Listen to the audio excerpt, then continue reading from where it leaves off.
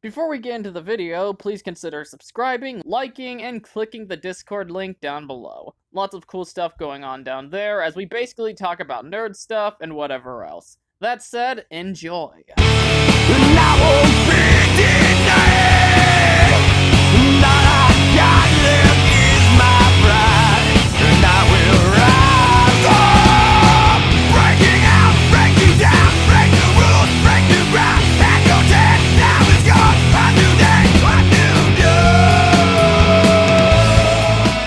Everyone, Gojin the Makai Phantom approaching ya. The kaiju genre might have an unfortunately cheesy rep here in the West, however, there's no denying the worldwide impact it's had. This genre began with none other than Godzilla himself. King Kong and the Beast from 20,000 Fathoms remaining the spiritual progenitors of the genre, inspiring folks like Ishiro Honda and Eiji Tsuburaya.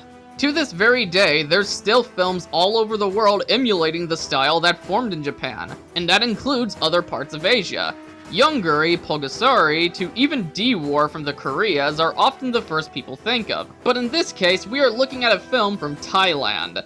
There hasn't been too much from this country, outside of that atrocity of an Ultraman film by Sempote Sans and 2004's Garuda. But the kicker here is, none of these are mainstream and are considered awful by reputation among kaiju fans. However, fan of giant monster movies Lee Thong-kam, who's known for his supernatural horror film The Maid, would take inspiration from Jurassic Park, Bong Joon-ho's The Host, and classic Toho kaiju movies would team Thailand and China to make the biggest one the country has seen yet. That film is 2022's The Lake. The story opens with a giant monster emerging from the Mekong River? What the fuck? You guys told me it was a lake! What y'all gonna tell me next, that Steven Seagal can act? Before you do that, I think you and I need to have a little talk. However, on its arrival, it ends up cutting off the northern province, and the creature's young massacres the village as a result. This leaves us following different sets of people among its carnage. This allows for a tense atmosphere as we follow our characters as they try to stop the creature before everyone's killed. An element I feel is worth noting is the film's main inspirations, early Toho kaiju movies like Gojira and the original Mothra, with elements of Hollywood's Jurassic Park and Korea's The Host, are very clear to see, but work as a whole. In Gojira's case, you have this giant reptile who lives under the waters near a village, but comes up to wreak havoc with a focus on horror and suspense, similar to the atmosphere of the Odo Island scenes. Comparisons to Mothra can arise when you have a young creature who starts in an egg who ends up getting taken in, eventually leading to the adult causing more destruction. Another movie that this film is similar to is Gorgo, which was also inspired by Godzilla and the Beast. The juvenile's rampage being similar to the first attack of the Guomo and the Host, and having everyone near it kinda having to be restrained, to even the adults' rogue attacks on the village obviously going back to Jurassic Park. All this creates a sense of sincerity that feels pulled straight out of the director's heart, and as a result, the plot points feel like a neat twist on something we've already seen to keep things interesting. However, it does try to do a lot for a movie that's 20 minutes below 2 hours. First off, Kang's connection with the Beast I found kinda underutilized. Like, yeah, I get this thing's a kaiju, but it feels like it's only there to bring suspense to the plot when the big one isn't around. Another thing I feel like sorta inspired this idea also goes back to, yet again, the original Godzilla. What these have in common is Gojira's case, his nuclear presence led to wherever he'd go, basically suffering radiation poisoning. While in this case, a bite not only causes an illness, but a spiritual connection to the creature. I mean, the concept is cool. He's given powers through the bite of a kaiju's brute, and it not only creates suspense for the big one's arrival, but adds a unique flavor to the genre, as magic and more fantasy elements aren't common.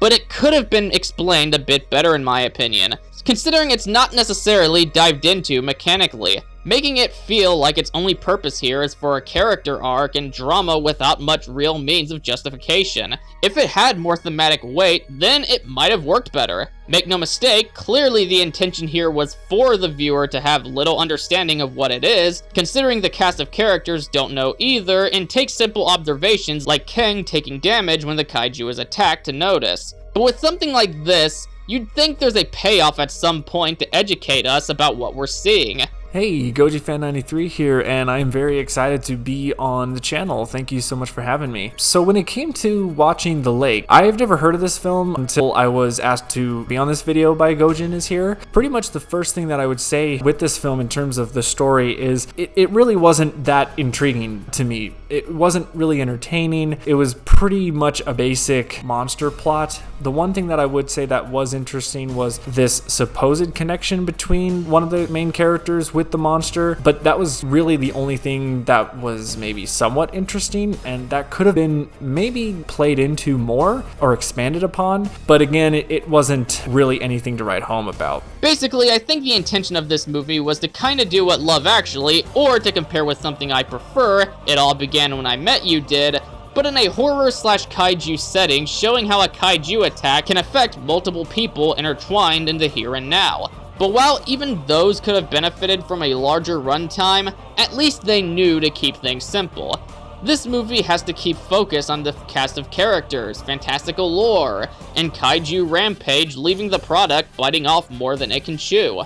There's the rebellious teenage girl, Pam, played by Lee Myai Hastongkam, in a relationship with her father, James, played by Tui Tharapat Sejuku, where basically all we know is they've got issues because of the passing of her mom, and as a result, she keeps basically everything from him, like relationships and such, because while she acts like she wants nothing to do with him, deep down she loves him. And my guess why she acts this way, if I missed a detail, is probably because he wasn't there for her when she needed it. Rather it have been an illness or suicide. This in of itself isn't a bad concept. We got the basics here, and the two work off each other convincing enough, but we know only a little more about them than a retarded family arguing at Walmart that we so happen to listen to awkwardly, pretending we don't hear a goddamn thing while we purchase our groceries. It's kinda just thrown in the middle of the chaos with very little development to it. There's plenty of drama that goes on with the characters, and luckily the music and acting carries those scenes where you almost forget how undercooked they really are. However, while they could have used a lot more chemistry, the acting performances leaves you caring because you're reminded that these are human beings, and like most, we want actual people to survive. So it's heartbreaking watching James have his final bonding point with his daughter. James regrets not being there for Pam, and she regrets being cold to him when he tried doing better. But despite the severe agony she's in, you can tell she's happy knowing her dad genuinely loves her.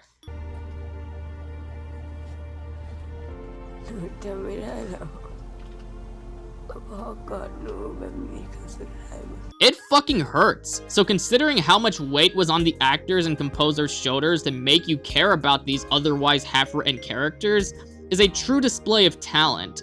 James very clearly suffers from mental health issues, and the monster's contribution in his life really is only something extra to what's really getting under his skin. And it takes losing everything to come to terms with himself and striving to do better. Shushnar Manayang as Lin does a good job with what she's given. You know she blames herself for what happened to King and their daughter, since she ended up going out on her own, and he ended up having to go out and eventually getting hit to find her. While she just got minor damage, and every line she speaks, there's a sense of sadness there, like she's avoiding to cry. In terms of the characters themselves, I really didn't care about any of them. They were your pretty basic stock kind of characters. None of them I really felt that I wanted to root for or anything like that. And again, I'm not really sure if it was the acting or not. I can't really say too much on the acting. I did watch the original version with English subtitles, which I think helped. I feel like if I watched it with the English dub, that probably would have hurt my experience with it more. But I'll say that the characters were pretty stock at best. But since the characters are pretty surface level when you look past the solid acting performances and realistically tragic scenarios, it's about time I move on to the next thing I like about this movie.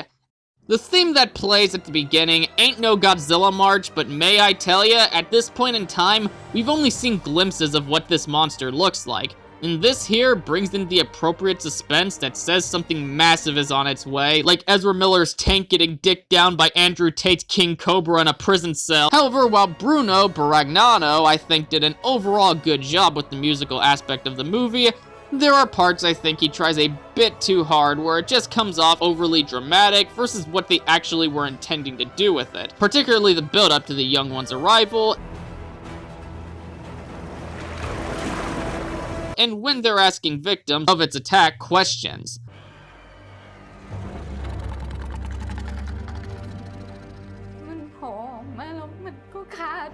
Obviously, the fast tone worked in favor of the chase scenes, considering the intensity was high, everyone was out for themselves, and only caught a glimpse of what the creature looked like.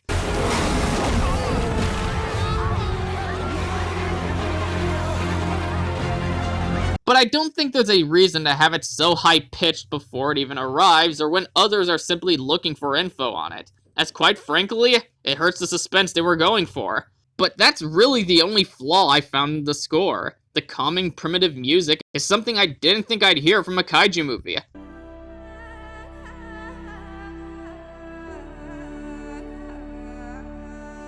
Closest thing being Bear McCreary's reimagining of classic Toho music in King of the Monsters, but it worked! The movie began in a darker setting, giving a free sample for the kaiju's rampage, only to move on to something more calming as our lead's introduction of them simply living their everyday lives. It tells the viewer this village was once peaceful, so as a result, the arrival of the monster comes out more impactful, because till it's shown up, everything seemed ideal only before things become a complete and utter nightmare. It's a shame people only bring up the horror aspect of this movie, as what begins the characters' motives are 100% drama-related, considering when they're mourning the loss of their daughter, everything becomes somber sounding.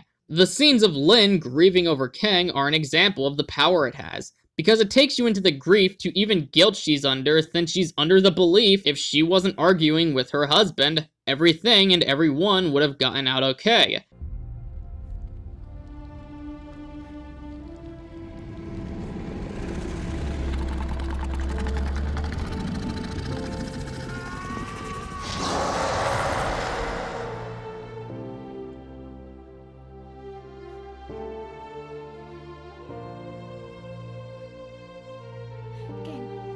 And the ending of the movie? That lets you know everyone involved in this mess got to come to terms with the alterations this beast done to their lives, and pretty much stopped running and done something about it.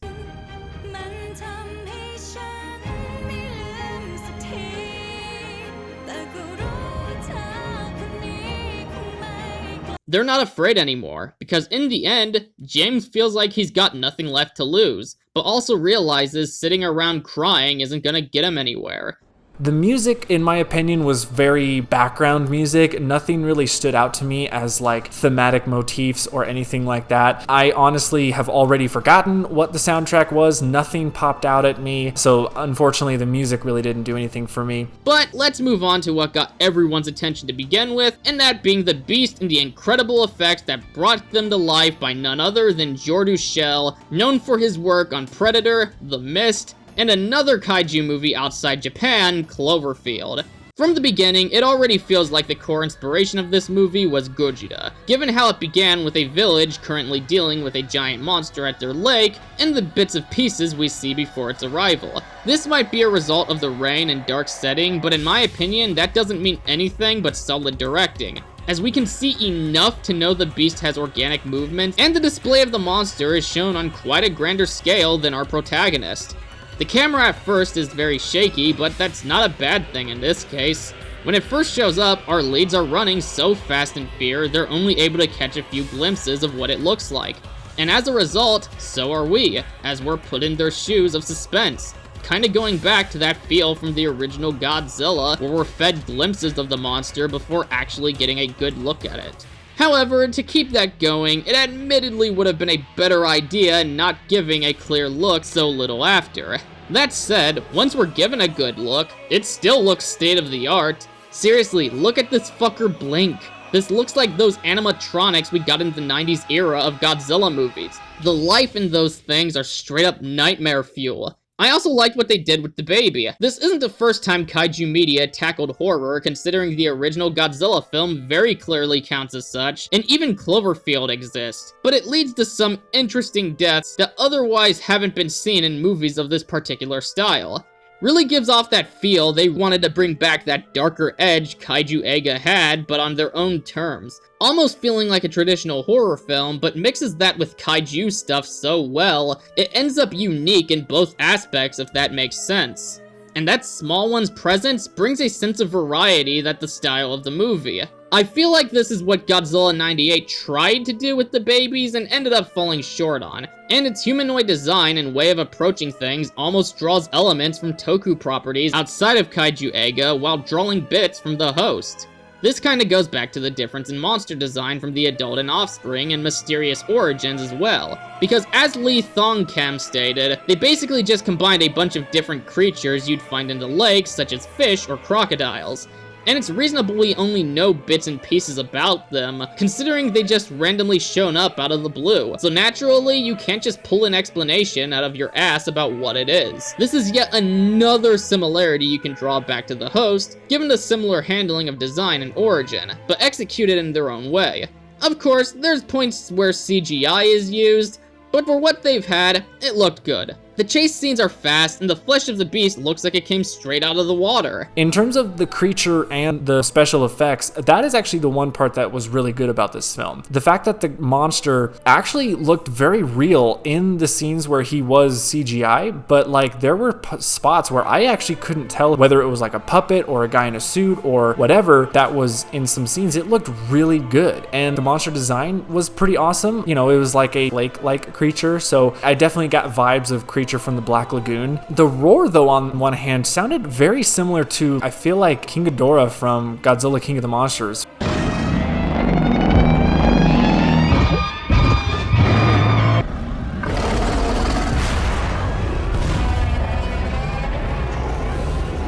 His roar had that similar sound to it, and I don't know if they took cues from that roar or not, but it just sounded very similar to it. Again, the effects were really, really great. I believe there were some parts in the film that were a guy in a suit. I feel like maybe for like the smaller monster parts, because there were two of them. They actually went the Gorgo route where you had like this baby monster running around, then he gets caught, and then the mother monster comes out and, you know, has to try and save the kid, that was a cool part, I'll admit. The Lake is a movie, I'll admit, falls quite short on its potential, given we're shown some pretty cool ideas and obviously a crew that cared about what they were making, but in the end is done injustice by attempting to keep it at normal length for a general audience, a lot like Godzilla vs. Kong, unfortunately. But as a whole, does it deserve the negativity it's gotten, at least here in the West? I'm gonna have to say no. The characters and their situations might be disappointingly underdeveloped, but the scenes themselves feel real and are carried by great musical score and cast. The style of the movie, while seems familiar enough to the point of paying homages to some of its inspirations and areas, it's all meshed so clever into one work, it's hard not to admire what they've done here, as overall, they serve the film well. And don't get me started on the badass monster design and animatronics that look like they were pulled straight out of Jurassic Park with a new mutation thrown in. Honestly, I was stuck between a 6 or 7 out of 10 with this movie, as again, it's super flawed, but considering the sincerity, the overall result of the team, and my personal enjoyment, I'm gonna have to go with a 7. If you're looking for a good kaiju flick that goes back to the horror roots in a modern age, I'd say give it a look. So my final thoughts on the film: it was fine. It was an entertaining enough kaiju film, but I wouldn't say it's anything that's like super amazing, but I wouldn't say it's also 100% terrible. It's pretty much in the middle. It's entertaining, but I really only feel myself watching it once, and that's pretty much it. So if I were to rate the film, I would give it maybe like a 3 out of 5. It's just right down the middle average. So thank you very much for having me on the channel. And as always, stay big, G-fans. Anyway, that was it for this episode, but before we head out, I'd like to give a very special thank you to GojiFan93 for joining me today. It was an honor having him, because first of all, this guy was a pretty big name in the community back in the day. Like, this dude appeared on fucking Brandon Tenold videos. That's the status he's had. Plus, he was also one of my inspirations on joining this platform. So, again, I am very happy to have done this with you. Please go and subscribe to his new channel, GojiFan93 Official, because the thing is, while people still know his name, I don't think many are aware of the fact that he made a new one, so go and check that out. He still makes some very good stuff. But anyway, please leave a like and comment if you enjoyed it. This is Gojin the Makai Phantom, leaving the building.